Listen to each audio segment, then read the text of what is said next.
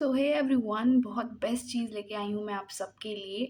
तो अभी जिनके शिफ्ट्स हो गए हैं या जिनके शिफ्ट चल रहे होंगे, जिनके हो गए होंगे, वो अच्छे से जान रहे होंगे कि सीक्वेंस वाले क्वेश्चंस कितने ज़्यादा पूछे जा रहे हैं। और मैंने पहले भी बोला था कि सीक्वेंस वाले question match the following question statement 1-2 के क्वेश्चंस बहुत ज़्यादा पूछे जाते हैं। और मैंने जो पहले की क्वेश्चन प्रैक्टिस करवाई थी, उसमें भी आप पीवाईक्यूज में देख सकते हो कि सीक्वेंस के क्वेश्चन कितने ज़्यादा इंपॉर्टेंट है।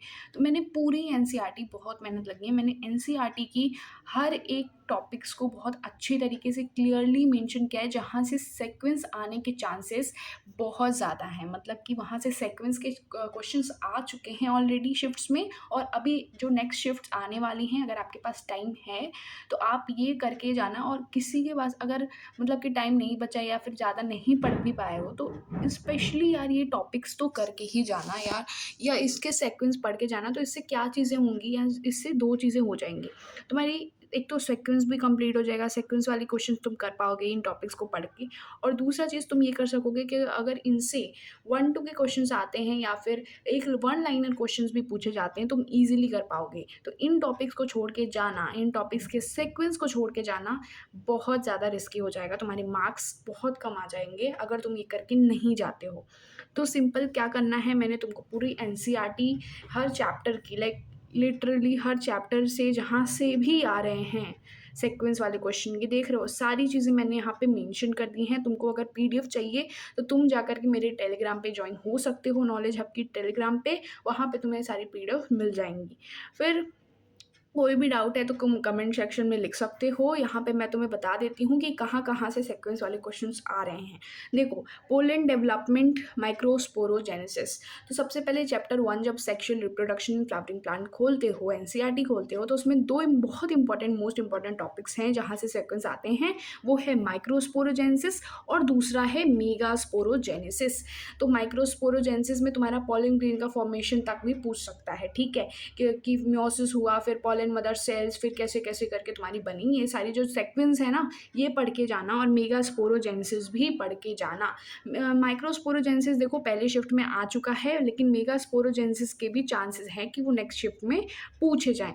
फिर आता है इम्ब्रोसेक का फॉर्मेशन। मैम इम्ब्रोसेक की कैसे-कैसे फॉर्मेशन हुई थी, वो तुम्हें करनी है। और डबल फर्टिलाइज़ेशन का प्रोसेस, कि पहले क्या जो तुम्हारा पॉलन ट्यूब था माइक्रोफाइल से आया, फिर क्या हुआ, गैमेट रिलीज़ हुआ, फिर वो सारी चीज़ें ना वो पीवाईक्यूज़ में भी आ चुकी हैं और अभी भी आ रही हैं। लाइक डबल फर्टिलाइज़ेशन ये तुम देख रहे हो, और माइक्रोस्पोरोजेनेसिस ये शिफ्ट्स में ऑलरेडी आ चुकी हैं। तो मैं तुम्हें बता देती हूँ ये दोनों ही टॉपिक कितने ज़्यादा इंपॉर्टेंट हैं, और ये सारे आने के चांसेस हैं। लाइक ये तो तुम्हारे पहले पीवाईक्यूज़ में आ चुका है। तुम्हारा जो जाइगोट से एम्ब्रियो की development, pro embryo, globular heart shape की एम्ब्रियोस है ना, वो करके जाना, यहाँ पे मैंने मेंशन कर दिया है। तो फर्स्ट चैप्टर से ये जो तुम्हारे 5 टॉपिक हैं, इन 5 टॉपिक्स को तुम अच्छे तरीके से सीक्वेंस इनके करके जाना। एनसीईआरटी में अच्छी तरीके से क्लियरली मेंशन है। चैटजीपीटी भी मदद ले सकते हो, ठीक है? फिर तुम नेक्स्ट आओगे चैप्टर 2 पे। तो यहाँ पे बहुत सारी चीज़ें देखोगे, यहाँ पे मोस्टली क्या चीज़ें हैं, मैं तुमको बता देती हूँ। जो भी अभी आ चुका है 2026 में, वो है स्पर्मेटोजेनेसिस। पहले के शिफ्ट में स्पर्मेटोजेनेसिस आ चुका है, तो बहुत ज़्यादा चांसेस हैं कि oogenesis भी नेक्स्ट शिफ्ट में पूछ ली जाए, ठीक है? फॉलिकल्स की डेवलपमेंट भी एक, अगर तुम्हारी किस्मत बहुत ज़्यादा अच्छी है, तो तुम्हें फॉलिकल डेवलपमेंट से भी क्वेश्चंस आ सकते हैं कि पहले प्राइमरी फॉलिकल बना, फिर सेकेंडरी, फिर क्या-क्या टर्शियरी, फिर उसके बाद कैसा। तो ये आने के बहुत कम चांसेस है, बट हाँ, ये करके जाना, हो सकता है कि आ जाए। फिर मेंस्ट्रुअल फेजेस, तो भई ये तो आ चुका है, हर शिफ्ट में आ रहा है। तुम्हारे शिफ्ट में बहुत हाई चांसेस है, 100% चांसेस है कि ये भी आएगा। फिर आएगा हार्मोनल सर्जेस के जो सीक्वेंस है, या जो चार्ट है ना पूरा तुम्हारा मेंस्ट्रुअल साइकिल से लेकर के पूरा तुम्हारा लूटियल फेज़ तक पूरा, वो सारा चार्ट तुम करके जाना। उसमें तुम्हारे बहुत सारे क्वेश्चंस बन सकते हैं, जैसे तुम्हारे हार्मोन से पूछ सकते हैं। पहले एफएसएच हुआ, फिर एलएच सर्ज हुआ, फिर तुम्हारा कॉर्पस लूटियम प्रोजेस्टेरोन रिलीज़ करता है। ये सारे ना हार्मोन से रिलेटेड पूछ सकते हैं। फिर ये भी पूछ सकते हैं, जैसे अभी मैंने बोला तुम्हें मेंस्ट्रुअल फेजेस का। तो मेंस्ट्रुअल फेजेस में सबसे पहले क्या आता है मैम, मेंस्ट्रुअल होता है। फिर उसके बाद तुम्हारा क्या आता है मैम, क्या आता है, प्रोलिफेटिव आता है, फिर हमारा सिक्रीटरी आता है। तो इनके नेम्स भी पढ़ के जाना, ठीक है? वो आ जाता है। फिर आता है तुम्हारा मैम ये next events after fertilisation, fertilisation के बाद वाले इवेंट्स कौन कौन से होते हैं वो पढ़ के जाना। और ये स्पर्म ट्रांसपोर्ट तो भाई ये 100% आने वाला है किसी ना किसी शिफ्ट में, और हो सकता है तुम्हारा लक हो जाए तुम्हारी ही शिफ्ट में ये आ जाए। तो स्पर्म ट्रांसपोर्ट के चांसेस बहुत ज़्यादा हैं, सेमनीफेरस ट्यूब्यूल से लेकर के पूरा यूरेथ्रल मीटर्स तक तुम्हारी ये स्पर्म की ट्रांसपोर्ट होनी चाहिए। तो कैसे है तुम्हारा सेमनीफेरस ट्यूब्यूल, फिर एटेटेस्टिस, विवासाई फर्शिया, फिर एपिडाइमिस, वास्ट डिफरेंशिएटली डक्ट, फिर है ना यूरेथ्रा, फिर यूरेथ्रल मेटस, ये वाला जो है ना लाइन पूरा सीक्वेंस है ना, ये पढ़ के जाना। फिर आता है क्लीवेज स्टेजेस का, तो कैसे कैसे क्लीवेज होता है ना, तुम्हारा क्लीवेज हुआ, फिर ब्लास्टुला, गैस्टुला, ये सारी जो प्रोसेस तुम्हारी एनसीईआरटी में मेंशन है वो करके जाना। और जो मेमोरी ग्लैंड की जो मिल्क की सिक्रेशन वाली सीक्वेंस है, जैसे कैसे है तुम्हारा मैं तो ऐसे ही याद करती थी पहले, MT, MANLD, मतलब कि MT मतलब मेमोरी ट्यूब्यूल्स, फिर उसके बाद मेमोरी डक्ट, फिर मेमोरी एम्पुला, फिर लैक्टिफेरस डक्ट, फिर तुम्हारा लास्ट आ जाता है। तो ये जो सीक्वेंस है ये आने के बहुत ज़्यादा चांसेस। तो इस चैप्टर में मैं बताऊँ तुमको, तो इस चैप्टर में तुम्हें स्पर्मेटोजेनेसिस, oogenesis, मेंस्ट्रुअल फेसेस, और तुम्हारा ये क्लीवेज का, और ये हार्मोनल का, और ये मेमोरी ग्लैंड, और event after sorry sperm transport और इवन आफ्टर फर्टिलाइजेशन, ये आने के बहुत ज़्यादा चांसेस हैं। फिर आते हैं हमारा चैप्टर 6 पे। चैप्टर 6 जो हमारा कौन सा है, मॉलिक्यूलर है, ठीक है। तो जो चैप्टर 5 है तुम्हारा इनहेरिटेंस वाला चैप्टर, तो उसमें कोई एज मतलब पूरा सीक्वेंस वाला कोई क्वेश्चंस है नहीं, ठीक है, बट तुम पढ़े रहोगे वो चैप्टर तो तुम नॉर्मली कर लोगे, ठीक है। सो अगर आ भी जाता है तो, बट उसके बहुत कम चांसेस है, मतलब वो नहीं भी आ रहा है और वो आएगा भी नहीं आई थिंक। तो तुम्हारा चैप्टर 6 का जो है वो सेंट्रल डोगमा का सिंपल पूछ लेता है, बहुत अच्छा लक है तुम्हारा, सेंट्रल डोगमा मिल जाएगा तुम्हें, डीएनए से आरएनए, आरएनए से प्रोटीन मिल जाएगा, ईजिली सीक्वेंस कर लोगे। फिर डीएनए की पैकेजिंग मैम कैसे होती है, न्यूक्लियोसोम बनता है, फिर क्रोमेटिन फाइबर, फिर है ना ये सारी चीज़ें होती हैं। तो ये वाला तुम्हारा डीएनए पैकेजिंग वाला भी सीक्वेंस पूछ लिया जाता है, पूछ लेंगे। रेप्लिकेशन की सीक्वेंस, जो रेप्लिकेशन टॉपिक है पूरा, वो कैसे कैसे पूरा रेप्लिकेशन फॉग बनता है, फिर लीडिंग लेगिंग, ये सारी चीज़ें हैं, तो वहाँ से भी रेप्लिकेशन का सीक्वेंस आ सकता है। और तुम्हारा ट्रांसक्रिप्शन बोथ प्रोकैरियोट और यूकैरियोट का भी आ सकता है, जैसे कि प्रोकैरियोट में तुम्हारी ट्रांसक्रिप्शन होती है ना, तुम्हारे सिग्मा फैक्टर, रो फैक्टर, तो ये भी पूछे जा रहे हैं भाई, सिग्मा और रो फैक्टर वाला भी पूछा जा रहा है कि टर्मिनेटर कौन है, इनिशिएटर प्रोमोटर कौन है, ये सारी चीज़ें पूछी जाती हैं, ठीक है। अभी पूछ ली गई हैं पहले शिफ्ट में, इसलिए मैं तुमको बता रही हूँ। फिर आते हैं ट्रांसलेशन सीक्वेंस, तो हाँ ट्रांसलेशन सीक्वेंस भी पूछे जाते हैं, शॉर्ट में पूछा जा रहा है कि मतलब पहले क्या होगा, तो पहले चार्जिंग होगी, फिर codon to codon ribosomes move करेंगे, फिर लास्ट हो रहा है रिलीज फैक्टर ज्वाइन हो जाएगा तुम्हारा, ये सारी चीज़ें हैं शॉर्ट में पूछेंगे, तो मतलब ये पढ़ के ही जाना ट्रांसलेशन वाला। फिर आ जाते हैं हम अपने नेक्स्ट पीसीआर का सीक्वेंस, ये तो भाई बार बार पूछा जा रहा है, मतलब कि पीसीआर वाला जो तुम देख रहे हो टॉपिक ना, ये तुम अगर कुछ बायोलॉजी नहीं भी पढ़े हो, ठीक है, और एंड वक्त पे तुम चाहते हो कि एटलीस्ट कुछ मार्क्स मिल जाए, मेरे को अच्छे मार्क्स मिल जाए, तो करके ही जाना भाई, ये सारी टॉपिक्स के सीक्वेंस करके जाना। सीक्वेंस तो बनेंगे ही बनेंगे, साथ में जो 1-2 क्वेश्चन होंगे, एक वन लाइनर क्वेश्चन होंगे, वो भी बन जाएंगे, ठीक है। तो जो पीसीआर का सीक्वेंस है ना तुम्हारा, कौन सा डीनेचुरेशन, एंडलिंग एंड एक्सटेंशन, ये तो एनसीईआरटी का 2026 का भी पीवाईक्यू था, है ना। और अभी ये सीयूईटी में भी कितनी बार पूछे गए हैं, शिफ्ट्स में आ रहे हैं, तो इसलिए तुम्हारे में भी चांसेस हैं कि ये आ जाए। फिर आता है जेल इलेक्ट्रोफोरेसिस, देखो मेजरली क्या होता है ना कि जितने भी शिफ्ट्स होते हैं उनमें इतनी ज़्यादा चेंजेस नहीं होती, बस वर्डिंग की चेंजेस होती हैं, जो उनके जो क्वेश्चंस होते हैं उन्हें थोड़ा कॉम्प्लेक्स कर लेते हैं या थोड़ा शॉर्ट में कर लेते हैं, बाकी तुम्हारे कॉन्सेप्ट वही रहता है। अगर उन्हें पीसीआर का सीक्वेंस पूछना है तो पीसीआर का सीक्वेंस कहीं ईजी वे में पूछ लेंगे, कहीं थोड़ा सा और बड़े में कॉम्प्लेक्स करके पूछ लेंगे, कोई ऐसा टॉपिक इस तरीके से ऐसे पूछते हैं, तो बाकी रहता वही चीज़ है, तो इसलिए घबराने की कोई बात नहीं है, पढ़ के जाओगे सारी चीज़ें हो जाएंगी। फिर आता है जेल इलेक्ट्रोफोरेसिस का सीक्वेंस, तुम्हारा हर बार पीवाईक्यू रहा है, मतलब कि मैंने जितने भी पीवाईक्यूज अभी करवाए थे या फिर मैंने जितनी एनालाइज करी है और अभी जो हो रहे हैं उसमें मैंने देखा है, तो उसमें जेल इलेक्ट्रोफोरेसिस में से जो सीक्वेंस वाले बन रहे हैं ना वो बहुत ज़्यादा बन रहे हैं। ये पहले क्या तुमने मूव करवाया एनोड के थ्रू, फिर उसमें तुमने इथीडियम ब्रोमाइड डाला, फिर यूवी रे की रेडिएशन देखी, फिर उसके बाद क्या करिया तुमने, इल्यूशन करा, ये सारा जो चीज़ है ना, मतलब छोटा छोटा करके किसी, हो सकता है किसी शिफ्ट में उसे बहुत शॉर्ट में करके वो दे दें सीक्वेंस करने को, या तो किसी शिफ्ट में उसे थोड़ा सा लॉन्ग वे में कर दें, बाकी रहेगा तो तुम्हारा जेल इलेक्ट्रोफोरेसिस का सीक्वेंस ही भाई।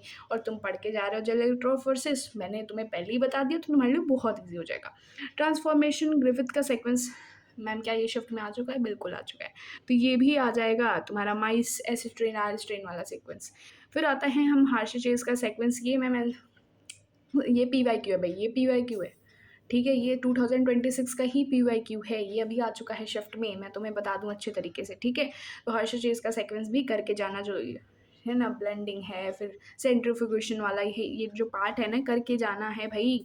फिर लेक ओपेरॉन का जो सीक्वेंस है मैम, लेक ओपेरॉन का सीक्वेंस भी करके जाना है आपको। ZYA जो चीज़ें हैं वो करके जाना, लेक ओपेरॉन तो पढ़ के ही जाना अगर कुछ चीज़ नहीं पढ़ के रह जा रहे हो, ठीक है? फिर मेसेंसन एंड स्टॉल का जो एक्सपेरिमेंट है सेमी कंजर्वेटिव रेप्लिकेशन का, है ना, N14 N15 चीज़ें हैं ना, हाई हाई आइसोटोप, ये सब सीजियम क्लोराइड, ये सारी चीज़ें, तो ये वाला चीज़ भी सेकेंड तुम्हें करके जाना है। तो सेकंड से अगर नहीं भी कर रहे हो तो सेकंड सेक्शन सीक्वेंस वाले कर लो। और अगर तुम कर चुके हो तो और अच्छा अगर स्कोर करना चाहते हो, हाईएस्ट स्कोर करना चाहते हो, है ना, NFSU में एडमिशन लेना चाहते हो, तो तुम ये सारे टॉपिक्स को भी और अच्छे से सीक्वेंस वाले कर लो। सारे सीक्वेंस की चीज़ एक चीज़ पे मैंने तुम्हें दिखा दी है। फिर DNA फिंगरप्रिंट का सीक्वेंस, ये पीवाईक्यू है भाई, आ चुका है, तुम्हें फिर से बता रही हूँ, ये तुम्हें कर लेना है, ये आएगा तुम्हारी शिफ्ट में। फिर आते हैं हम चैप्टर 7, जो हमारा कौन सा चैप्टर है? इवोल्यूशन चैप्टर है। मैम इवोल्यूशन से अभी जियोलॉजिकल प्लांट पीरियड के कोई भी क्वेश्चंस नहीं देखने को मिले हैं अभी तक में। अभी मैं बताऊं तो यहाँ से कोई क्वेश्चंस नहीं आए हैं, ठीक है? कोई सीक्वेंस वाले क्वेश्चंस नहीं आए हैं, बट ज़्यादातर चांसेस हैं कि यहाँ से क्वेश्चंस आ जाएँ। ज़्यादा ब्रॉड में, ज़्यादा बड़े में या ज़्यादा डिफ़िकल्ट वे में नहीं पूछेगा, बट हाँ हो सकता है तुम्हारे सिल्यूरियन, डेवोरियन, कार्बोनिफेरस, पर्मियन इस तरीके से करके पूछ ले। जो एराज़ हैं वो तुम्हारे पूछ सकता है। तो एराज़ और जो ये वाला जो है, ये तो भई तुम्हारा मैच द फॉलोइंग में आ रहा है, ठीक है? ये वाला जो है तुम्हारा टॉपिक, यहाँ से मैच द फॉलोइंग में आता है। ड्रायोपिथेकस, रामापिथेकस, यहाँ से सीक्वेंस भी बनेगा और मैच द फॉलोइंग बनेगा। अगर यहाँ के सीक्वेंस तुम पढ़ लेते हो तो तुम्हारे मैच द फॉलोइंग भी बन जाएँगे। और अगर तुम ये वाला टॉपिक अच्छे से पढ़ लेते हो, ड्रायोपिथेकस, रामापिथेकस वाला, इनकी जो ब्रेन कैपेसिटी है, ये कहाँ पे पाए जाते थे, ये कैसे दिखते थे और ये कैसे-कैसे सीक्वेंस में आते हैं, ये कब पाए जाते थे, इतना कर लोगे तुम्हारे सीक्वेंस वाले क्वेश्चंस भी बनेंगे, तुम्हारे मैच द फॉलोइंग क्वेश्चंस भी बनेंगे। और तुम्हारे कौन-कौन से क्वेश्चंस बनेंगे मैम? मैम 1 लाइन के जो भी क्वेश्चंस अगर आ जाते हैं उठ के कि भाई ये इसके ये थे, ये यहाँ पाए जाते थे, तो बताओ ये कौन है? तो तुम्हें पता रहना चाहिए कि ये हैं, ठीक है? चलो, फिर आते हैं हम अपने चैप्टर 8 में। Ma'am human health and disease chapter है हमारा 8। इसमें मेजरली तुम्हारे 3 सीक्वेंस हैं जो मेजरली पूछे जाते हैं। कौन-कौन सा है ma'am? Life cycle of Plasmodium malaria, तो भर-भर के क्वेश्चंस इससे पूछे जा रहे हैं। अगर चैप्टर 8 में कुछ नहीं पढ़ा तो ये पढ़ के ज़रूर जाना, और पढ़ लिया है तो ये पढ़ के जाओ, ये ज़रूर आने वाला है। तो life cycle of Plasmodium malaria से तो क्वेश्चंस पूछे ही जाएँगे। 100% श्योर है भाई, ये पीवाईक्यूज़ में, हर पीवाईक्यू में आया है ये। पिछले साल हर हर शिफ्ट्स में ये पूछा गया है। इस शिफ्ट में भी पूछा गया है 2026 के, तो हो सकता है तुम्हारे में भी आ जाए, तो इसको मत छोड़ के जाना। फिर आते हैं प्राइमरी रिस्पॉन्स, सेकेंडरी रिस्पॉन्स। ये भी एक सीक्वेंस का क्वेश्चन बन सकता है यहाँ से, बट हाँ ये अभी तक आया तो नहीं है, बट तुम्हें कर लेना है अगर तुम्हारे पास टाइम है। फिर आते हैं एचआईवी की हर बार पूछा गया है, ये भी आने के चांसेस हैं, और यहाँ से ये भी आने के पूरे 100% चांसेस हैं। चलो नेक्स्ट चैप्टर पे चलते हैं। चैप्टर 10 तुम्हारा माइक्रोब का है। माइक्रोब से सीवेज के सीक्वेंस अभी 2026 में पूछे गए हैं। मैं तुम्हें इस वीडियो से ये सारी चीज़ें भी बता दे रही हूँ कि ये यहाँ पे पूछे भी गए हैं। तो ये पहले की शिफ्ट में पूछे गए हैं। अगर तुम्हारे नेक्स्ट शिफ्ट है तो यार ये सब करके जाओ, ये सब छोड़ के जाने की चीज़ें नहीं हैं, ठीक है? सीवेज की सीक्वेंस तुम्हारी पूछी जाती हैं। देखो सीवेज के सीक्वेंस से ना हर तरीके के सीक्वेंस बन सकते हैं। तो सीवेज वाला टॉपिक ही अच्छे से पढ़ लोगे, सीक्वेंस वाइज़ पढ़ लोगे, तो कितना ईज़ी हो जाएगा। देखो प्राइमरी, सेकेंडरी है ट्रीटमेंट तुम्हारा, उसमें तुम्हारा स्लज लेकर के भी पूछ सकते हैं, जैसे मैंने यहाँ पे मेंशन किया है स्लज के सीक्वेंस। तो पहले प्राइमरी स्लज बना, फिर फ्लॉक बना, एक्टिवेटेड स्लज बना, तो इस तरीके से स्लज वे में भी पूछ सकते हैं। बायोगैस बना लास्ट में। फिर बायोगैस कौन-कौन से बने ये पूछा गया है और पूछा जा सकता है।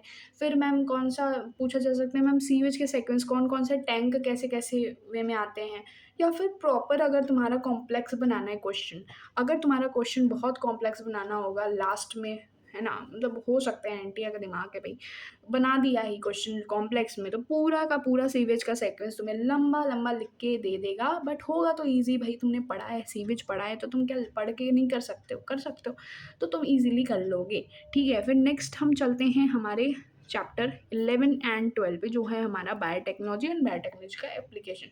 यहाँ से और जो मॉलिक्यूलर का चैप्टर है यहाँ से, और जो माइक्रोब का सीवेज है यहाँ से, ठीक है। यहाँ से क्वेश्चन तो सीक्वेंस के ऐसे डायरेक्टली पूछ लेते हैं भाई, एकदम सीधे-सीधे जो मैं तुम्हें बता रही हूँ।